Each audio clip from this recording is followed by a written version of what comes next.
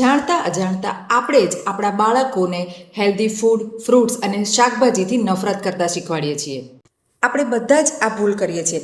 બાળક કંઈ સારું કામ કરે, સારા માર્ક્સ લાવે એટલે આપણે એને સ્વીટ્સ છે, પિઝા, બર્ગર જેવા જંક ફૂડ કે પેકેટ ફૂડ આપીને સેલિબ્રેટ કરીએ છીએ.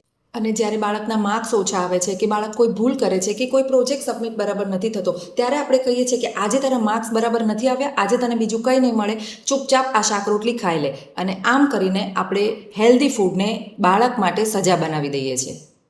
અને આવું કરીને અજાણતા જ આપણે આપણા બાળકના મગજમાં એક ખોટી વાત ફિટ કરી દઈએ છીએ કે પાર્ટી અને ઇનામ એટલે જંક ફૂડ અને લીલા શાકભાજી એટલે સજા. અને આવી રીતે આપણે પોતે જ બાળકોને હેલ્ધી ફૂડ ધિક્કારવાની ટ્રેનિંગ આપી રહ્યા છીએ.